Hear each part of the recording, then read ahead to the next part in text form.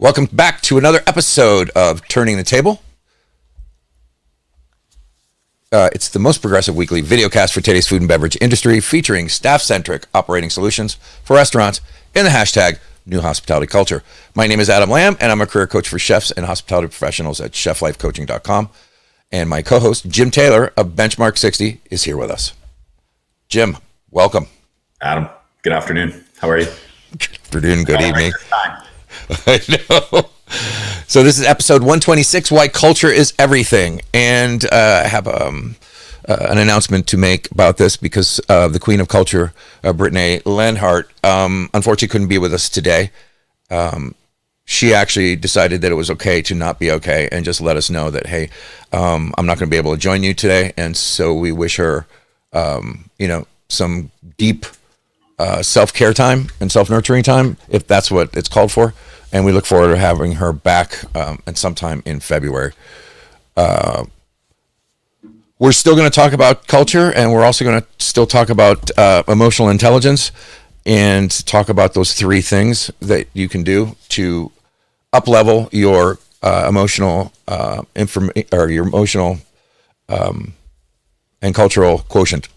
This hashtag Lunchbox live stream is broadcast every week on Thursday at 12 noon Eastern Time on the Turning the Table podcast page on LinkedIn, YouTube, and the Chef Life Coach page on Facebook.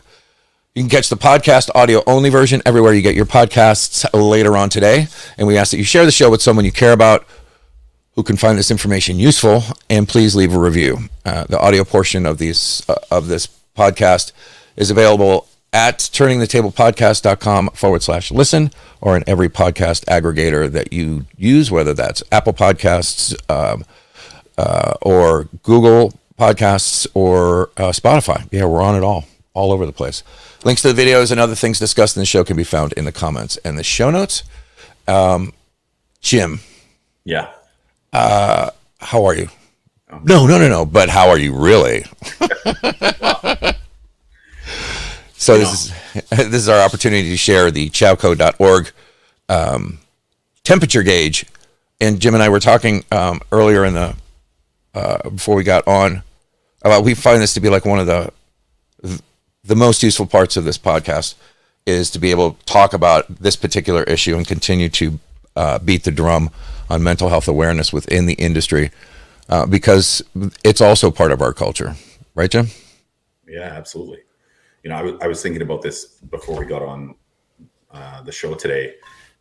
I think in the past I've thought about this as, you think about the well done thing, it's like burnt to a crisp type thing, right? But when I was reading through, and we've all been there, but when I was reading through, the little notes that come below it, right?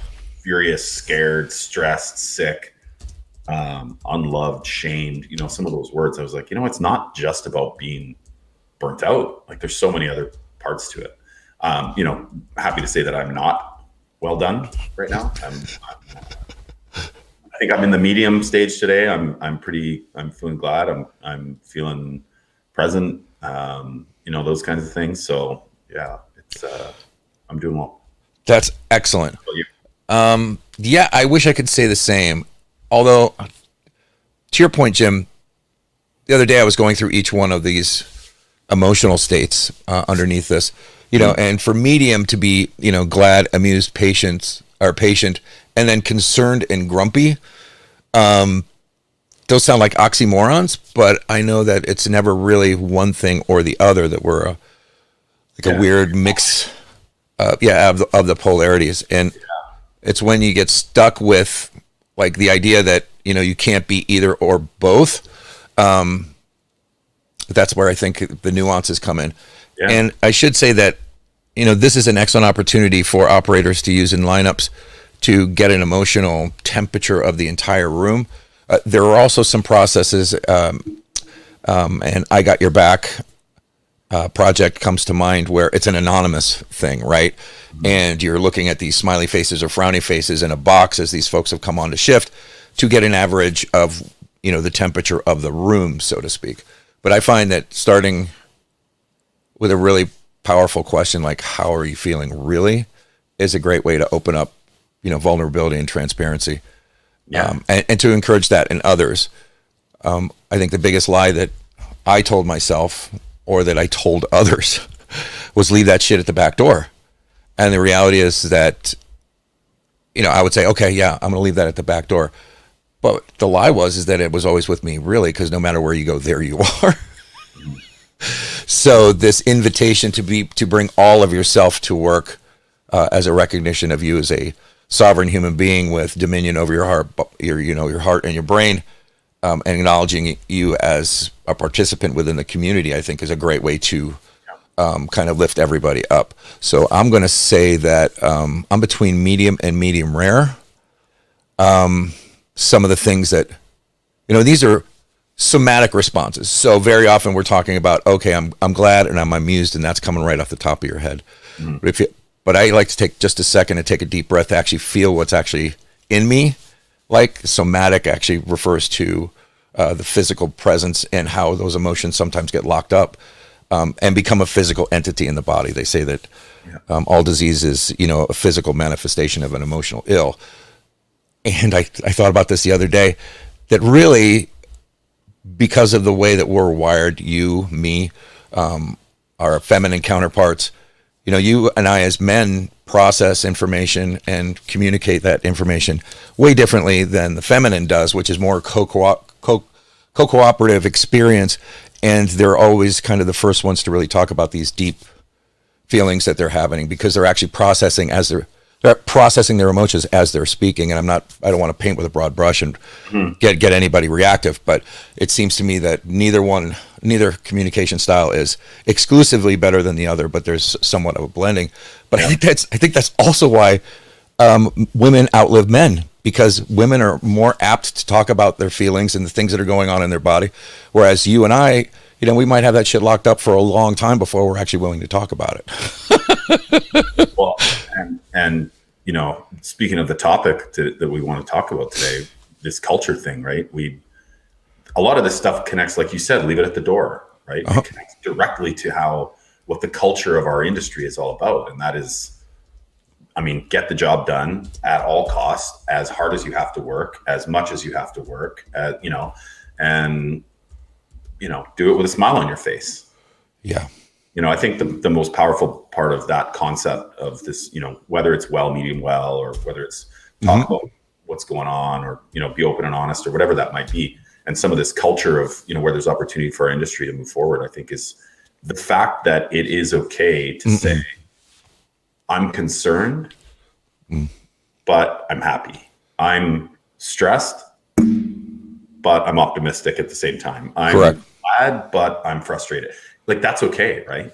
And I think, in the past, we would have just said, just be the positive one and get the job done. Right? Yeah. So, anyway, it's been a good process for me to go through that with you every week. Yeah. And it kind of reflects back to something that Carrie Feathering talked about, when she admitted to this slacker syndrome, right? Which was kind of the first time that we ever talked about how some of us show up in our places of work, really kind of frightened that we're going to be, called out as a slacker or not holding up their end of the bargain. So that becomes kind of the motivator to overproduce and overshow up. And again, neither of those polarities are great, but perhaps somewhere in the middle. And I got to tell you, over the last 3 days, I've just had this little mantra that when I wake up, which, before my eyes are even open, I'm kind of like in that liminal space between fully asleep and fully awake. And I just kind of whisper to myself, okay, today, show me how good my life can be today. Show me how good my life to be. And I don't know if it's because it sets up this expectation of now good things are going to show up. But what I've discovered is it makes me a lot more present to what is happening in my life, and really giving a great deal of gratitude for what already exists in my life. Because very often I think that, when we have an intention or want to manifest something, or whether that's a job or a relationship, what that sets up is this energetic dynamic of us being separate from that. So we have to go get it somewhere and go push and grind. Whereas I think, at least for the next week, I'm going to test this out and just own it as if it already exists, and then see what shows up in my life. And I got to tell you, I've been having the most fun over the past couple of days. I feel like a lightness of being. I feel engaged, present. I'm right here with you. Yeah. Without anything else going on, and I think that's just kind of an interesting perspective. I'm not going to tell you where I picked that up. That's okay. But it's so much, because I certainly have been the pessimist, the world weary, oh, been there, done that. Yeah, sure. Easy for you, kid. Sure. It's all fun and games until someone gets a stick in their eye or something. But really, that's like, drinking poison and wishing someone else would get sick, because really the only one who's miserable is me then. Right. And I know these conversations are kind of like the undercurrent of this conversation about culture. I saw a post the other day, which really, really got me going, which is the person who posted this stated that, hold on a second. Hello, Jennifer. I happen to be live streaming right now, honey. Can I call you right back? All right, talk to you later.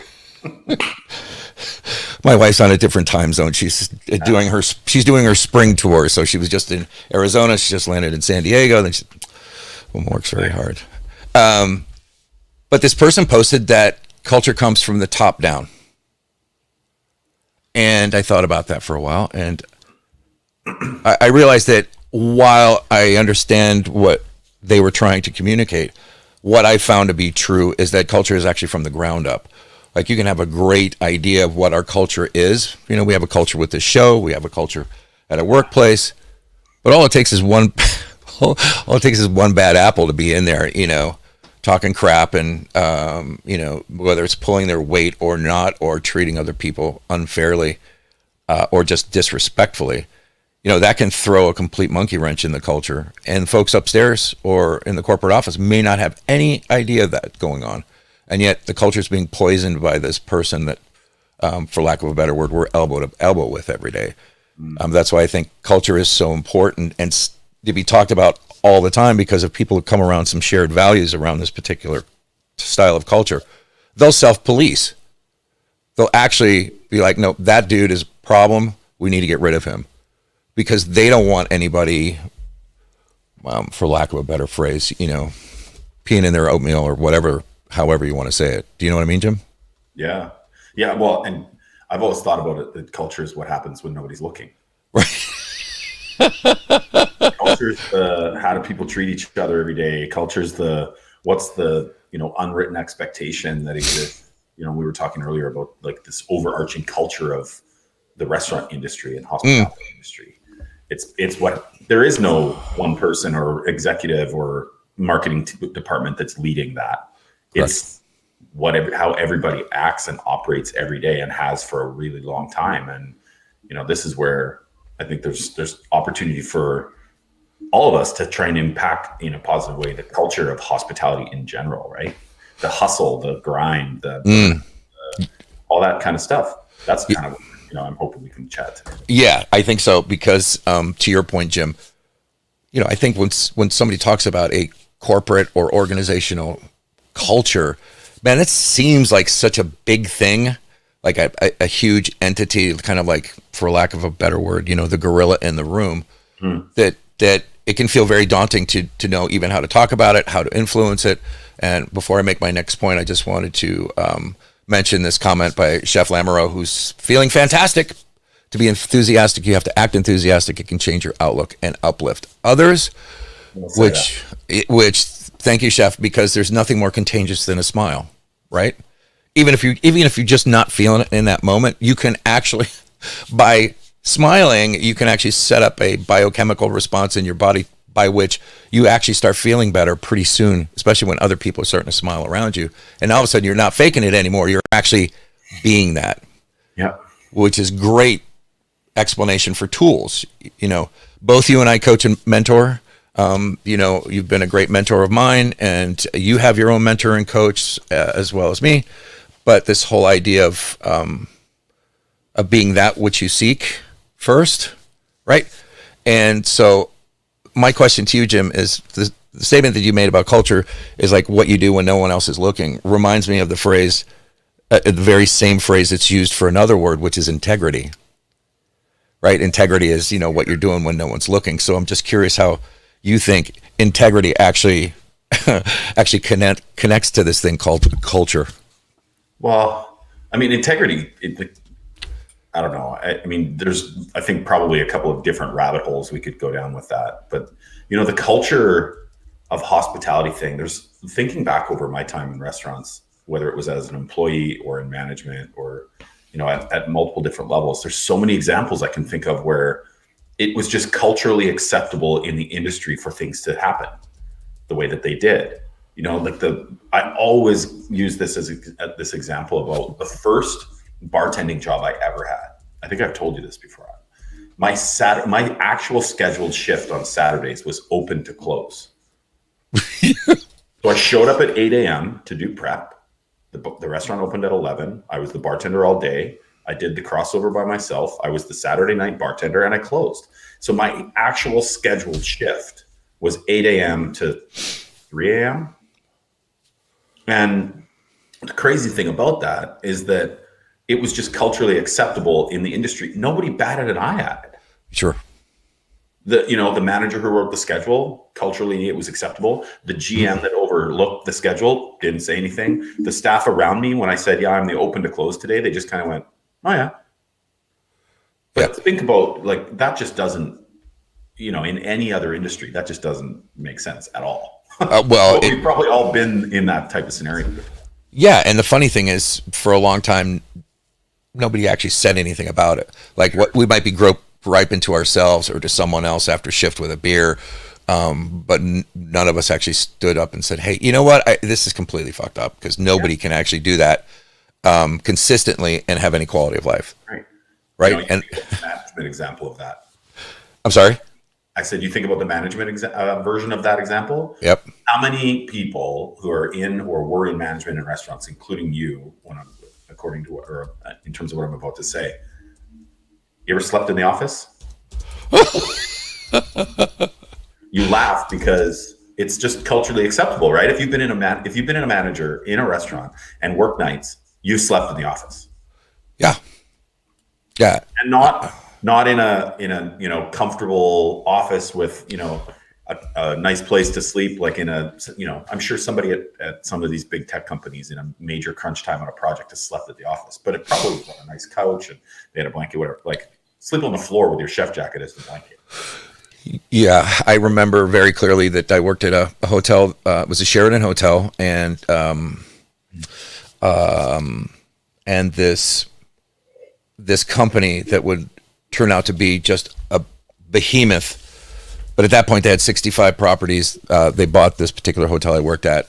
There was a transitional GM that came in, and then he hired, his staff, and my food and beverage director, who was a very, very, very smart guy. Within those first few weeks, said, "Hey, I'm going to need these X figures, and I need them by Monday." And he's telling me this is like Thursday. I'm going to need them Monday morning, and they need to be in Excel format. And I'm like, huh? Like, I don't know Excel. Yeah. And his response was, you better learn. So that entire weekend, I would work my shift. I would go in the office. I would try to learn Excel by myself, just a rudimentary stuff, sleep in that office, get up the next day, do my shift, do it again. Try to get my skill set together. And then by Monday morning, I had this really, really poorly prepared Excel spreadsheet. Yeah. And, there's nothing like learning something when you have to. But to that point, I couldn't think of any other way that I could possibly have gotten that done without, doing 24 hours shifts at work. Yeah. And just calling my wife saying, I'm not going to be home. And that was, and again, he didn't really care that I had spent all weekend there. What he was looking for was the result.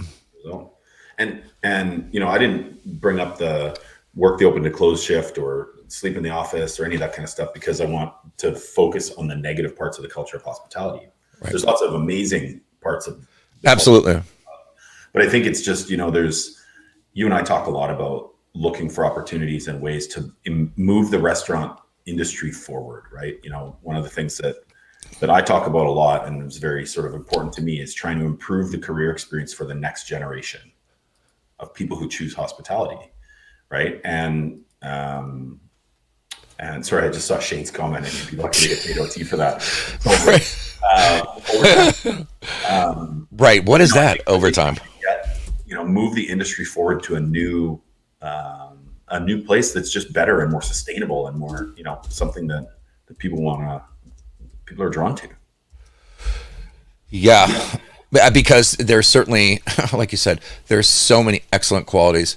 And I was explaining to somebody on the phone, the reason you and I do what we do is because we love this industry so much, and are invested emotionally in the people that we've worked with, and not only the people that we worked with, but the people who are coming up after us.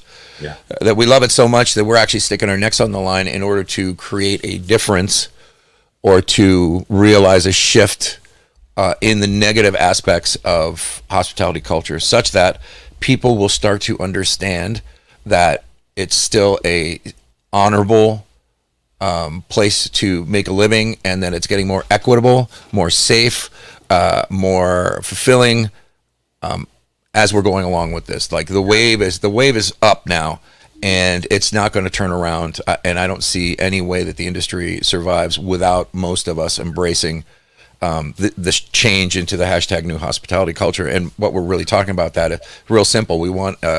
We're working towards a culture that is inclusive, sustainable, and equitable. That's it. Those three things. But when you take each one of those apart, sustainability for me is about, how do you sustain that culture? Not necessarily how do you sustain, say, U-10 scallops from disappearing from the planet. Although that is a component with becoming responsible for our abundance as the gatekeepers.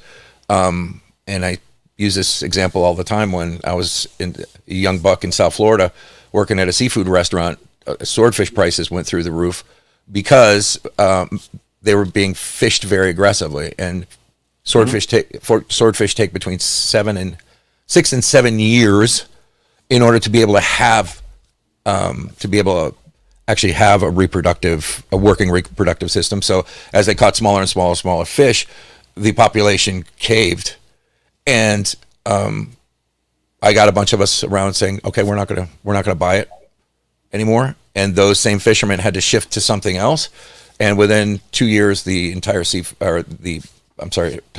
years, the population of swordfish bounced back. So there's a little bit of responsibility. I know that that's kind of tangential to what we're talking about, but that's also part of the culture is that we took on, was we're going to source our products responsibly because that's important to us.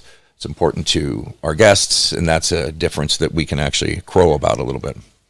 Someone sent me an article yesterday. Excuse me. Someone sent me an article yesterday about a fairly well-known restaurant in New York closing, and kind of on the heels of all this conversation that happened over the last few weeks about Noma closing.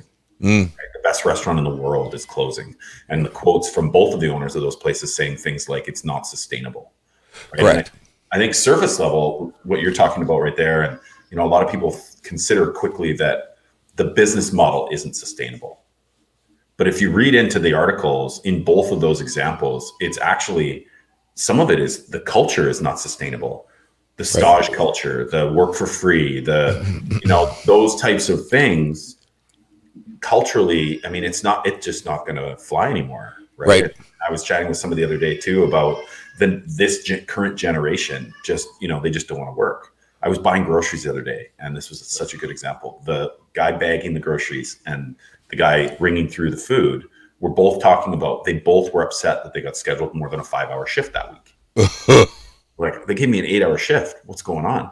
And I almost chimed in, but I just listened to them, and there's nothing wrong with that. Their expectation, that's what they want to work.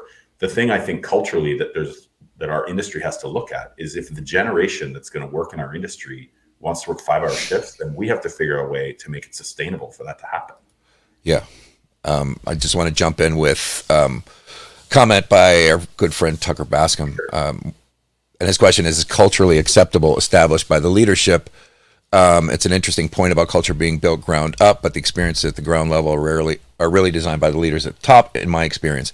I think leadership has to know how to transform the experience at the base level, and those decisions are top level decisions. I feel culturally acceptable, and the decisions around that have to start at the top. Then floor level managers are relied on to keep to keep it going, I guess. But Tucker, I absolutely I agree with that 100%. And I didn't mean to suggest that there's not a push by leadership or an establishment of these shared values. Absolutely, they have to. And that's, starts in the ideation phase, long before anybody's hired into the facility. But at that same point, myself as an owner can have a certain set of values to which I am holding, but that may not necessarily speak to the values that the community holds, meaning the internal community of that facility. One of the biggest mistakes I ever had was putting a poster board up with kind of like a rules for the road of how we're going to conduct ourselves within the department. But I never ever brought the people in the department together to kind of workshop that list of values so that everybody can look at that like, yeah, I'm behind that. That makes sense. Yeah. And so too often these cultural statements from HR or from the top get, put on a poster and never talked about again. And so what I'm suggesting is, and it starts with the day one orientation, have a really well structured day one orientation where this stuff is communicated and, for lack of a better word, sold to the prospective associates with a compelling narrative, not only of what the organization is doing, but what their contribution to the organization does. So it all goes hand in hand. And my only point to meaning that it's built from the bottom up is that that's really where the rubber meets the road. And everybody is responsible for making those cultural shared values live or alive within the organization. So, and Shane's revenue conversation with a restaurant owner the other day and this person owns, I think, 8 restaurants in the tri-state area in the US. And, on just to sort of, this connects kind of to Tucker's comment and a little bit about what Shane has commented on feed there too. So he recognizes that there is cultural opportunity, let's call it, great, within the ranks of the organization, right? Things that are culturally acceptable that just kind of happen. Management working 60 to 80 hours a week or something like that. Now he's looking at how, to what Tucker's talking about, how from a leadership perspective can we influence that in a positive way, right? And the interesting conversation that we got into was really, unless you can connect it in one way or another to the P&L so that people actually see the result, it's going to be really hard to change. So, Shane, you and I have talked about workload management in restaurants. And so we were talking a little bit about that and how to look at things like how hard does your team have to work in order to get results that you're looking for, actually mandating as a company that management are not allowed to work more than 55 hours a week. Everybody gets 2 days off every single week, back to back, no close opens, all of these kinds of things. They're actually, as a company, implementing rules and regulation, but also being able to connect that to what it's going to do from a profit perspective and how it's going to impact their company. I think that more of that type of stuff needs to start to happen in order to impact the culture in restaurants in a positive way. Couldn't agree more. I think those, we talked a little bit about how there's some countries that are actually outlawing employers being able to contact their associates on their days off and things like that. And my point to that was like, we don't have to wait for a law to come out to actually rope us in. We can actually take that on as a culturally appropriate value that we're going to embrace. I saw an ad for a line cook yesterday here in Asheville at a pretty cool little restaurant, and their entire post was about their shared values. Right. And I thought that was brilliant, including back of the house associates being full cut members on the tip out. So their cooks are averaging between $35 and $40 per hour. Amazing. Because they come in at the set rate. And that also means that there's an expectation that it's all hands on deck. Everybody helps out everybody. And you may be asked to do bussing some tables. Sure. And I say huzzah for that, man, because if I got time, why wouldn't I be going out there? And Shane just chimed in with Brene Brown has got a practical toolkit operationalizing values. And so we're going to put that link in the show notes so that everybody can review that. And there might be some tools in there for us to be able to use and implement to shift the cultures at work. And, you know, Jim, I can't, like, don't get me started on the whole stage cultural thing, because I have always thought that was, to be frank, bullshit. While they put out there, hey, come work for free so that you can put this on your resume. Okay, cool. But to the same point, you know, from an insurance liability standpoint, you know, they get hurt on the line. It's not great to have people who are not actually employed by you to be in these operations, because there's just too much shit that can go wrong. And it doesn't really say anything about respect for the person as a fully functioning human being. So I've always advocated, hire the guy, hire the person. If you want to do that, do it on a contingency basis, put a 90-day on it, or however you want to language it, but respect a person enough to be able to pay them, because they still have to pay rent. They still have to put gas in the car to get there. And that's one of the biggest reasons why NOMA was closing. But, you know, they're not closing for another 2 years. And there was an article in the New York Times, which I will link to in the show notes, where there's a very, very excellent restaurant in North Carolina that just went through the same thing and said, and they're tapping out. They're like, we just can't do it. Not because of the stage, but because of all the other inputs that occurred during COVID and post-COVID. It's just unsustainable for them as a husband and wife to continue to have the business in their life, because it's so consuming that they can't focus on each other. It's, you know, it's interesting too, because we can, and you know, we have a limited amount of time today, but you and I can talk for a whole day. Right.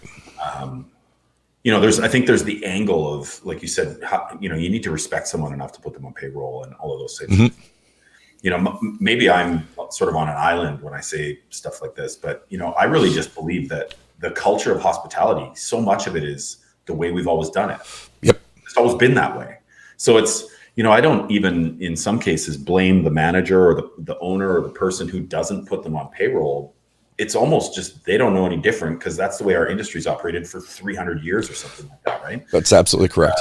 So I think, you know, that the way we've always done things, we're sort of stuck and starting to transition out of this. And I just think that we should start to say things like the way we're going to do things, or the way we want to do things, or the way that we see the future of the industry going, because everyone knows it's got to change. Yep.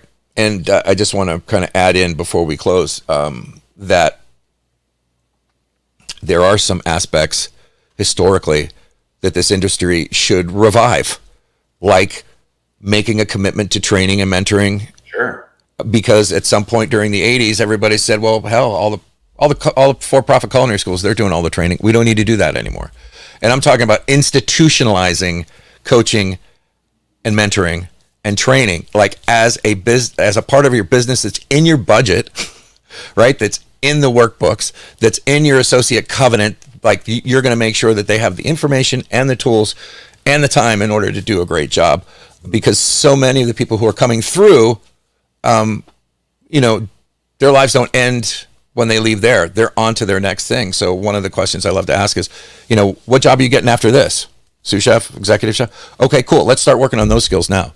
Yep. So that take away, I have a client who was talking about, they have a bunch of J1s from India, and she was coming down the stairs, and one of the girls was sharpening the knife incorrectly.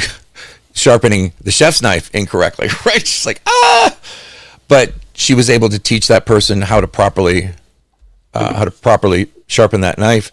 And I reminded her that, you know, up until that point, that associate didn't know how to do it, and now they know how to do it. That will never ever leave them. They'll remember as soon as they pick up a steel in their knife or steel in their hand, they're going to remember who it was that taught them how to do it, even if they can't recall the name. They're going to recall how they felt in that moment when they were actually taught something of value. So those are very, very powerful things. And again, Jim, you and I are going to sign off right now, but we're going to go into the other studio and we're going to record another 10 minutes of content. That's our bonus content. We started that last week. In later today or tomorrow, I will be producing a show notes recap of the entire episode with all the links to everything, as well as a link to grab your very own copy of both the audio and video of our bonus content. And so Gary Spitnali said many a time, parties of thousands for breakfast, lunch, and dinner. Great chef. And Tucker's, that's how we've always done it. Absolutely kills innovation and growth. And Tucker, I would also add enthusiasm, because, you know, after you get told that a couple times, man, you're like, okay, well, why try? Yeah, why try? And that's really the death knell. So I want to appreciate, Jim, as always. Our conversations when it's just me are just as juicy as when we have a guest. So thank you. And we're going to be looking to get Brittany on sometime in February, and look forward to that announcement. And I just wanted to say thank you for Shane. Thank you, Tucker, Gary, everyone who listens and views this show. When I say it's one of the fastest growing podcasts out there about the industry, I mean that. And it's all to you. So we thank you very, very much, because without you, it would just mean Jim talking, in a can or something, tied to string together. And Shane's going to give us our sign off. He says, "Great stuff as always, gents." So look for the recap show post, which will have the show notes, all the links, some of the comments that have been placed, and also a link to the bonus content, which we're going to get right now. Thanks very much, everybody. Cheers.